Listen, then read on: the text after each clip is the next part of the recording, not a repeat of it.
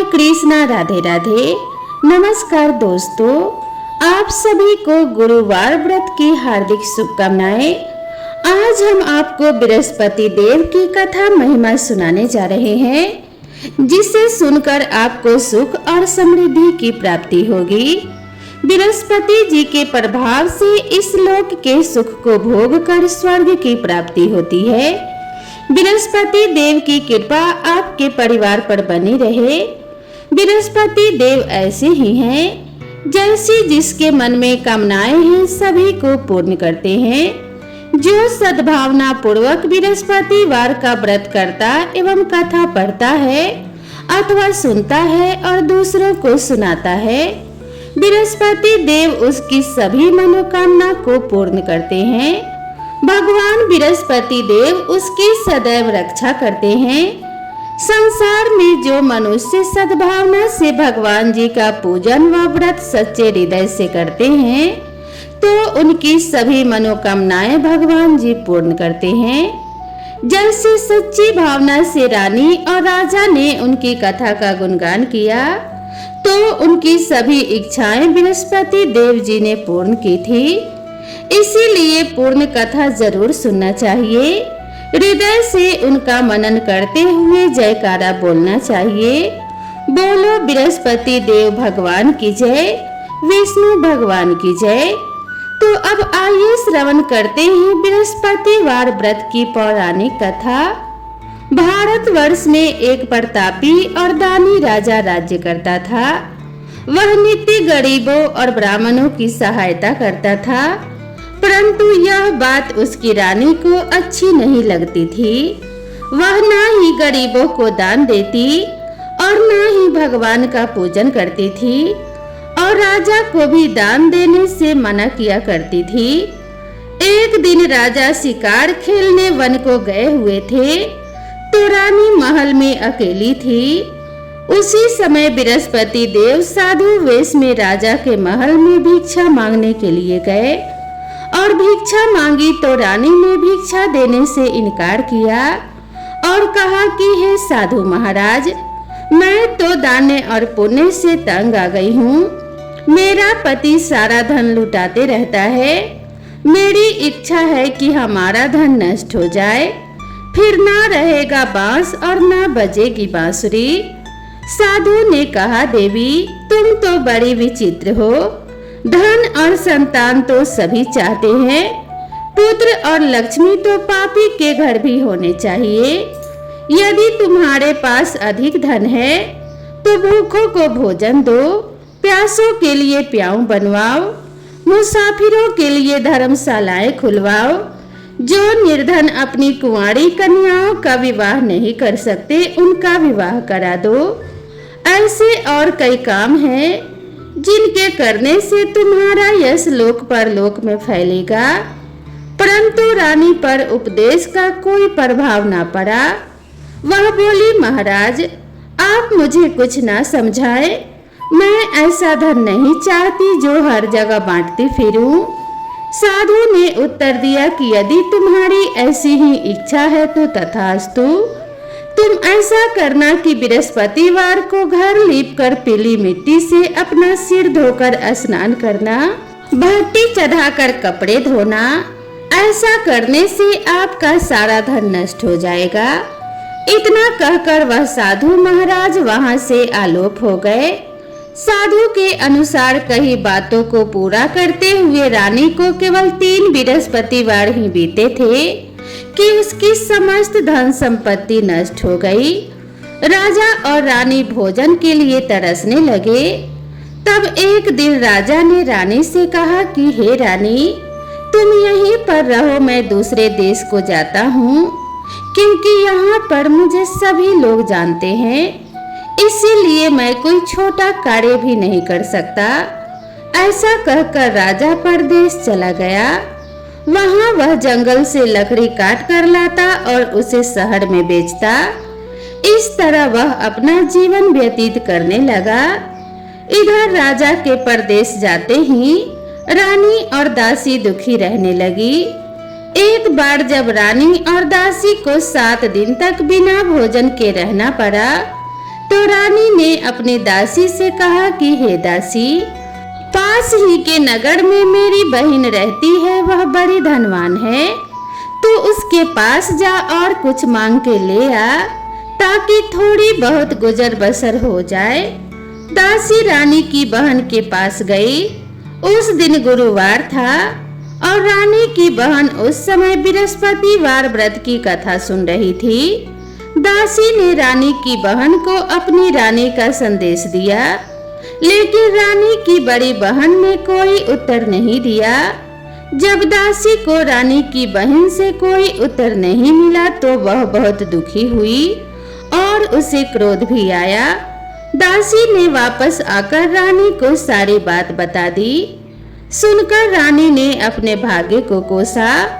उधर रानी की बहन ने सोचा कि मेरी बहन की दासी आई थी, परंतु मैं उससे कुछ नहीं बोली, इससे वह बहुत दुखी हुई होगी। कथा सुनकर और पूजन समाप्त करके वह अपनी बहन के घर आई और कहने लगी कि हे बहन, मैं बृहस्पतिवार का व्रत कर रही थी। तुम्हारी दासी मेरे घर आई थी, परंतु जब तक कथा होती है तब तक ना तो उठते हैं और ना ही बोलते हैं, इसीलिए मैं नहीं बोली। कहो दासी क्यों गई थी? रानी बोली, बहन तुमसे क्या छिपाऊं, हमारे घर में खाने तक को अनाज नहीं था। ऐसा कहते कहते रानी की आंखें भर आई। उसने दासी समेत पिछले 7 दिनों से भूखे रहने तक की बात अपनी बहन को विस्तार पूर्वक सुना दी। रानी की बहन बोली, देखो बहन, भगवान बृहस्पति देव सबकी मनोकामना को पूर्ण करते हैं। देखो शायद तुम्हारे घर में अनाज रखा हो। पहले तो रानी को विश्वास नहीं हुआ, फिर बहन के आग्रह करने पर उसने अपने दासी को अंदर भेजा तो उसे सचमुच अनाज से भरा एक घड़ा मिल गया। यह देखकर दासी को बड़ी हैरानी हुई। दासी रानी से कहने लगी कि हे रानी, जब हमको भोजन नहीं मिलता तो हम व्रत ही तो करते हैं, इसीलिए क्यों ना इनसे व्रत की कथा और विधि पूछ ली जाए ताकि हम भी व्रत कर सकें।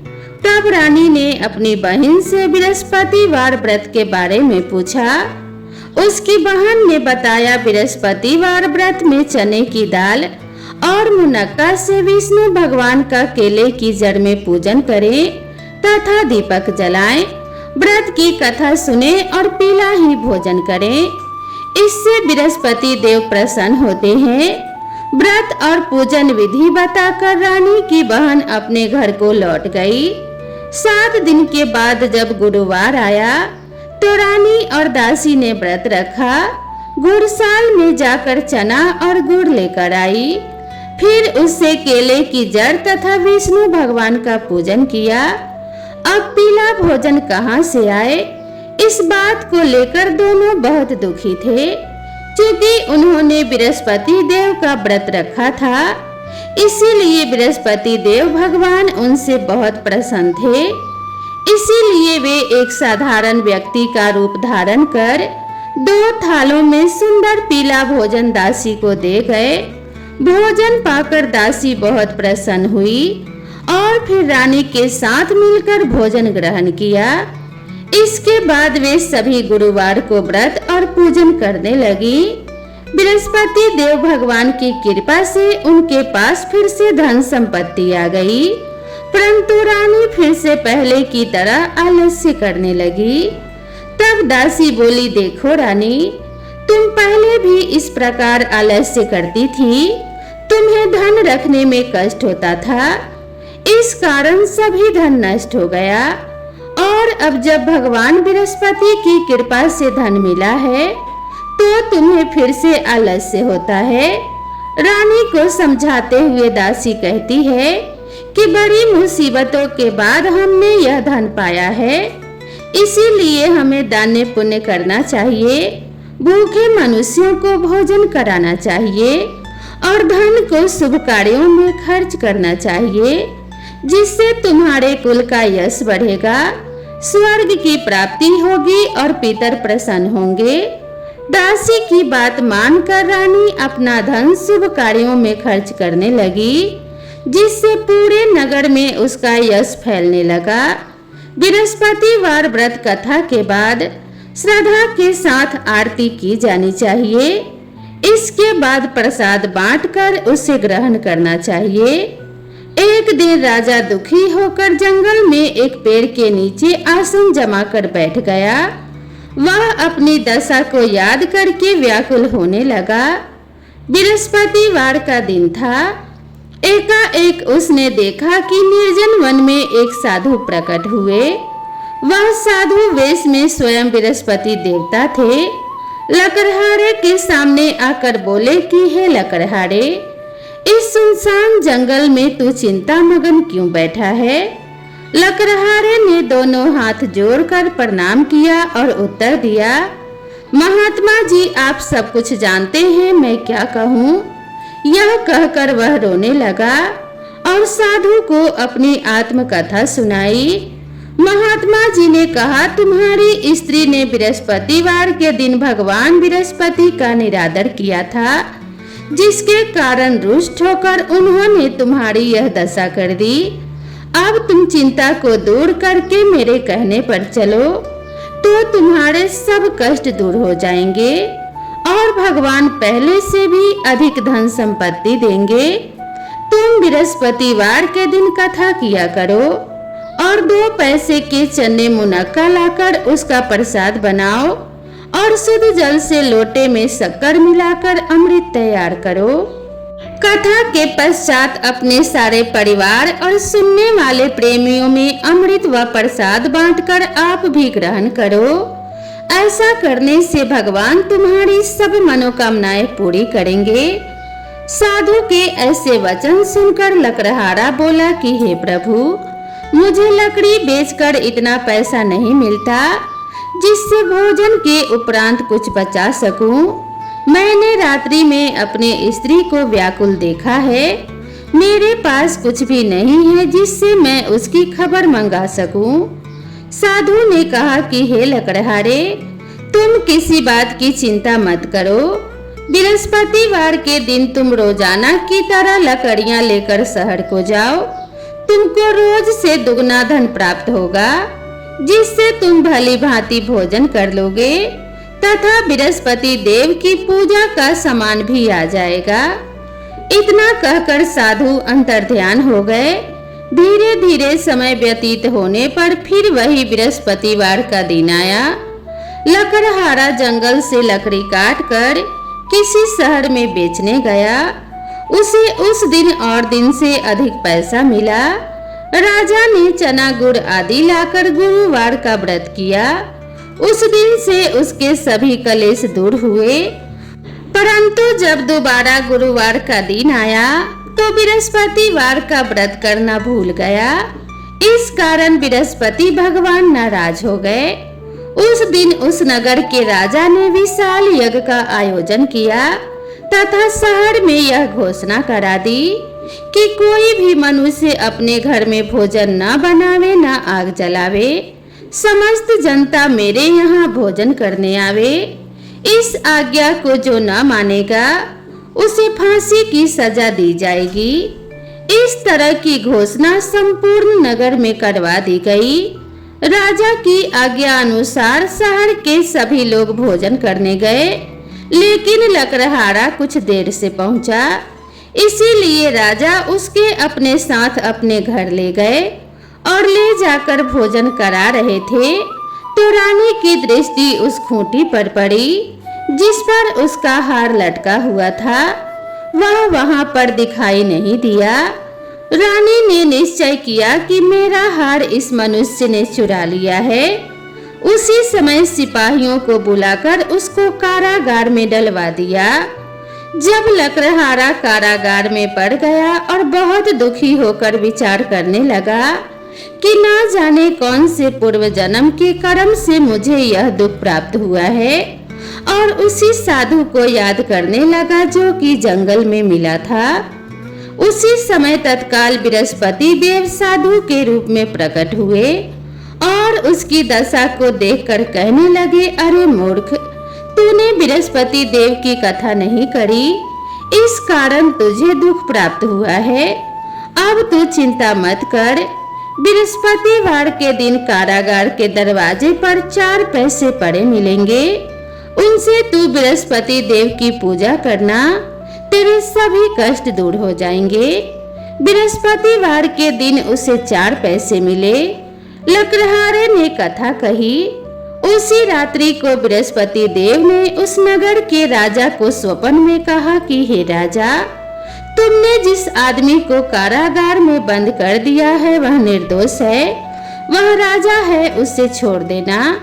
रानी का हार उसी खूंटी पर लटका है, अगर तू ऐसा नहीं करेगा तो मैं तेरे राज्य को नष्ट कर दूंगा।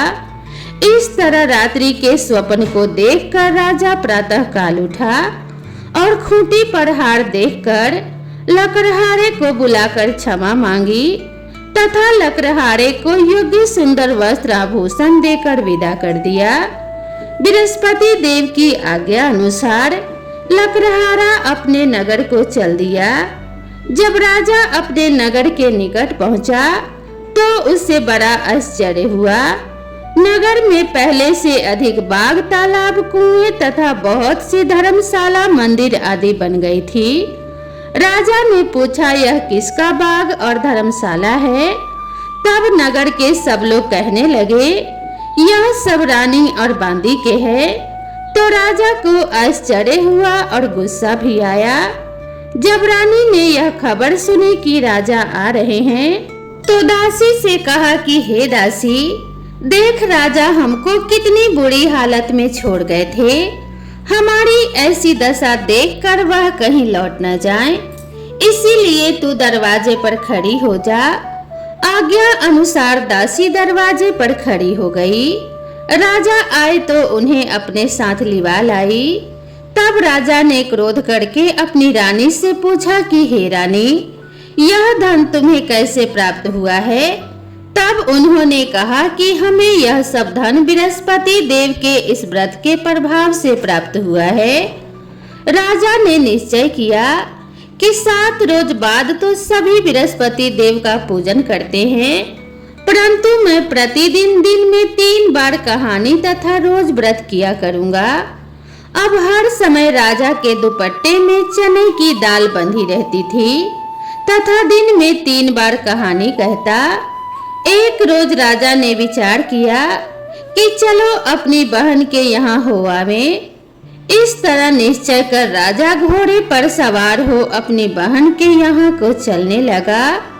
मार्ग में उसने देखा कि कुछ आदमी एक मुर्दे को लिए जा रहे हैं। उन्हें रोककर राजा कहने लगा, अरे भाइयों, मेरी बृहस्पति देव की कथा सुन लो। वे बोले, लो हमारा तो आदमी मर गया है, इसको अपनी कथा की पड़ी है। परंतु कुछ आदमी बोले, अच्छा कहो, हम तुम्हारी कथा भी सुनेंगे। राजा ने दाल निकाली और जब कथा आधी हुई थी कि मुर्दा हिलने लग गया और जब कथा समाप्त हो गई तो राम राम करके मनुष्य उठकर खड़ा हो गया। आगे मार्ग में उसे एक किसान खेत में हल चलाता मिला। राजा ने उसे देखा और उससे बोले, अरे भैया, तुम मेरी बृहस्पतिवार की कथा सुन लो। किसान बोला, जब तक मैं तेरी कथा सुनूंगा तब तक 4 हरैया जोत लूंगा। जा अपनी कथा किसी और को सुनाना। इस तरह राजा आगे चलने लगा। राजा के हटते ही बैल पछाड़ खाकर गिर गए तथा किसान के पेट में बड़ी जोर का दर्द होने लगा। उसी समय उसकी माँ रोटी लेकर आई। उसने जब यह देखा तो अपने पुत्र से सब हाल पूछा और बेटे ने सभी हाल कह दिया। तो बुढ़िया दौड़ी दौड़ी उस घुड़सवार के पास गई और उससे बोली कि मैं तेरी कथा सुनूंगी, तू अपनी कथा मेरे खेत पर चलकर ही कहना। राजा ने बुढ़िया के खेत पर जाकर कथा कही, जिसको सुनते ही वह बैल उठकर खड़े हुए तथा किसान के पेट का दर्द भी बंद हो गया। राजा अपनी बहन के घर पहुंचा।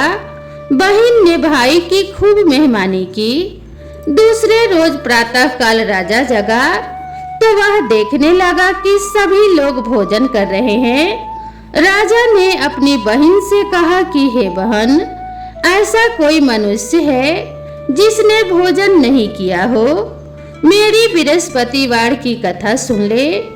बहन बोली कि हे भैया, यह देश ही ऐसा है कि पहले यहाँ लोग भोजन करते हैं, बाद में अन्य काम करते हैं। अगर कोई पड़ोस में हो तो दिखाऊं। वह ऐसा कहकर देखने चली गई, परंतु उसे कोई ऐसा व्यक्ति नहीं मिला जिसने भोजन ना किया हो।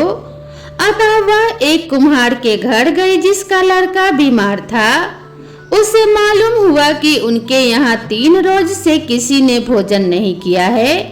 रानी ने अपने भाई की कथा सुनने के लिए कुम्हार से कहा। वह तैयार हो गया। राजा ने जाकर बृहस्पतिवार की कथा कही, जिसको सुनकर उसका लड़का ठीक हो गया। अब तो राजा की प्रशंसा होने लगी। एक रोज राजा ने अपनी बहन से कहा कि हे बहन, हम अपने घर को जाएंगे, तुम भी तैयार हो जाओ। राजा की बहन ने अपनी सास से कहा। सास ने कहा कि हाँ चली जा, परंतु अपने लड़कों को मत ले जाना, क्योंकि तेरे भाई की कोई औलाद नहीं है। बहन ने कहा कि हे भैया, मैं तो चलूंगी पर कोई बालक नहीं जाएगा। राजा बोला, जब कोई बालक नहीं चलेगा तब तुम ही क्या करोगी। बड़े दुखी मन से राजा अपने नगर को लौट आया। राजा ने अपने रानी से कहा कि हम निर्वंशी हैं, हमारा मुंह देखने का धर्म नहीं है और कुछ भोजन आदि नहीं किया। रानी बोली कि हे प्रभु, बृहस्पति देव ने हमें सब कुछ दिया है, वह हमें औलाद अवश्य देंगे। उसी रात को बृहस्पति देव ने राजा से स्वप्न में कहा कि हे राजा, उठ, सभी सोच को त्याग दे, तेरी रानी गर्भ से है। राजा को यह बात सुनकर बड़ी खुशी हुई। 9वें महीने में उसके गर्भ से एक सुंदर पुत्र पैदा हुआ। तब राजा बोला कि हे रानी, स्त्री बिना भोजन के रह सकती है पर बिना कहे नहीं रह सकती। जब मेरी बहन आवे तब तुम उससे कुछ मत कहना। रानी ने सुनकर हाँ कर दिया। जब राजा की बहन ने यह शुभ समाचार सुना तो वह बहुत खुश हुई तथा बधाई लेकर अपने भाई के यहाँ आई। तभी रानी ने कहा कि घोड़ा चढ़कर तो नहीं आई, गधा चढ़ी आई। राजा की बहन बोली, भाभी, मैं इस प्रकार न कहती तो तुम्हें औलाद कैसे मिलती। बृहस्पति देव ऐसे ही हैं, जैसी जिसके मन में कामनाएं हैं सभी को पूर्ण करते हैं। जो सद्भावना पूर्वक बृहस्पतिवार का व्रत करता है एवं कथा पढ़ता है अथवा सुनता है, दूसरों को सुनाता है, बृहस्पति देव उसकी सभी मनोकामना पूर्ण करते हैं। भगवान बृहस्पति देव उसकी सदैव रक्षा करते हैं। संसार में जो मनुष्य सद्भावना से भगवान जी का पूजन व व्रत सच्चे हृदय से करते हैं तो उनकी सभी मनोकामनाएं भगवान जी पूर्ण करते हैं।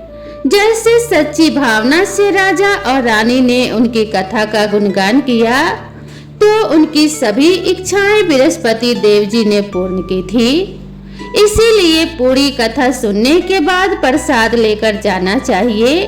हृदय से उनका मनन करते हुए जयकारा बोलना चाहिए। बोलो बृहस्पति देव की जय, भगवान विष्णु की जय। अब आइए श्रवण करते हैं बृहस्पतिवार व्रत की दूसरी कथा। प्राचीन काल में एक ब्राह्मण रहता था। वह बहुत निर्धन था। उसकी कोई संतान नहीं थी। उसकी स्त्री बहुत मलिनता के साथ रहती थी। वह स्नान न करती, न किसी देवता का पूजन करती। इससे ब्राह्मण देवता बड़े दुखी थे बेचारे। बहुत कुछ कहते थे किंतु उसका कुछ परिणाम न निकला। भगवान की कृपा से ब्राह्मण की स्त्री को कन्या रूपी रत्न पैदा हुई। कन्या बड़ी होने पर प्रातः स्नान करके विष्णु भगवान का जाप व बृहस्पतिवार का व्रत करने लगी। अपने पूजा पाठ को समाप्त करके विद्यालय जाती तो तो अपने मुट्ठी में जौ भर के ले जाती और पाठशाला के मार्ग में डालती जाती। तब ये जौ स्वर्ण के हो जाते। लौटते समय उनको बीन कर घर ले आती थी।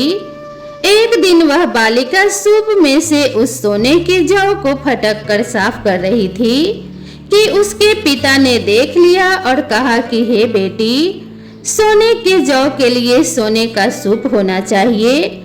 दूसरे दिन बृहस्पतिवार का दिन था। इस कन्या ने व्रत रखा और बृहस्पति देव से प्रार्थना करके कहा, मैंने आपकी पूजा सच्चे मन से की हो तो मेरे लिए सोने का सूप दे दो। बृहस्पति देव ने उसकी प्रार्थना स्वीकार कर ली। रोजाना की तरह वह कन्या जौ फैलाती हुई जाने लगी। जब लौट कर जौ बीन रही थी तो बृहस्पति देव की कृपा से उसे सोने का सूप मिला। उसे वह घर ले आई और उसमें जौ साफ करने लगी, परंतु उसकी माँ का वही ढंग रहा। एक दिन की बात है कि वह कन्या सोने के सूप में जौ साफ कर रही थी। उस समय उस शहर का राजपुत्र वहां से होकर निकला। इस कन्या के रूप और कार्य को देखकर मोहित हो गया तथा अपने घर आकर भोजन तथा जल त्याग कर उदास होकर लेट गया। राजा को इस बात का पता लगा तो अपने प्रधानमंत्री के साथ उसके पास गए और बोले कि हे बेटा, तुम्हें किस बात का कष्ट है? किसी ने अपमान किया है अथवा और कारण हो सो कहो। मैं वही कार्य करूंगा जिससे तुम्हें प्रसन्नता हो। अपने पिता की राजकुमार ने बातें सुनी तो वह बोला, मुझे आपकी कृपा से किसी बात का दुख नहीं है। किसी ने मेरा अपमान नहीं किया है, परंतु मैं उस लड़की से विवाह करना चाहता हूँ जो सोने के सूप में जौ साफ कर रही थी। यह सुनकर राजा आश्चर्य में पड़ा और बोला कि हे बेटा, इस तरह की कन्या का पता तुम ही लगाओ। मैं उसके साथ तेरा विवाह अवश्य ही करवा दूंगा। राजकुमार ने उस लड़की के घर का पता बतलाया। तब मंत्री उस लड़की के घर गए और ब्राह्मण देवता को सभी हाल बतलाया। ब्राह्मण देवता राजकुमार के साथ अपनी कन्या का विवाह करने के लिए तैयार हो गए तथा विधि विधान के अनुसार ब्राह्मण की कन्या का विवाह राजकुमार के साथ हो गया। कन्या के घर से जाते ही पहले की भांति उस ब्राह्मण देवता के घर में गरीबी का निवास हो गया। अब भोजन के लिए भी अन्न बड़ी मुश्किल से मिलता था। एक दिन दुखी होकर ब्राह्मण देवता अपनी पुत्री के पास गए। बेटी ने पिता की दुखी अवस्था को देखा और अपनी माँ का हाल पूछा। तब ब्राह्मण ने सभी हाल कहा। कन्या ने बहुत सा धन देकर अपने पिता को विदा कर दिया। इस तरह ब्राह्मण का कुछ समय सुखपूर्वक व्यतीत हुआ। कुछ दिन बाद फिर वही हाल हो गया। ब्राह्मण फिर अपनी कन्या के यहाँ गया और सारा हाल कहा तो लड़की बोली कि हे पिताजी, आप माता जी को यहाँ लिवा लाओ। मैं उसे विधि बता दूंगी जिससे गरीबी दूर हो जाए। वह ब्राह्मण देवता अपनी स्त्री को साथ लेकर पहुँचे तो अपनी माँ को समझाने लगी कि हे माँ, तुम प्रातः काल प्रथम स्नान आदि करके विष्णु भगवान का पूजन करो तो सब दरिद्रता दूर हो जाएगी। परंतु उसकी माँ ने एक भी बात नहीं मानी और प्रातः काल उठकर अपनी पुत्री के बच्चों के जूठन को खा लिया। इससे उसकी पुत्री को भी बहुत गुस्सा आया और एक रात को कोठरी से सभी सामान निकाल दिया और अपनी माँ को उसमें बंद कर दिया। प्रातः काल उसे निकाला तथा स्नान आदि करा के पाठ करवाया तो उसकी माँ की बुद्धि भी ठीक हो गई और फिर प्रत्येक बृहस्पतिवार को व्रत रखने लगी। इस व्रत के प्रभाव से उसके माँ बाप भी बहुत धनवान और पुत्रवान हो गए और बृहस्पति जी के प्रभाव से इस लोक के सुख को भोग कर स्वर्ग को प्राप्त हुए। तो बोलो विष्णु भगवान की जय, बोलो बृहस्पति देव भगवान की जय। ओम नमो नारायणाय नमः। जय श्री कृष्ण। राधे राधे। दोस्तों, आप सभी को ये कथा कैसी लगी कृपया कमेंट करके जरूर बताएं।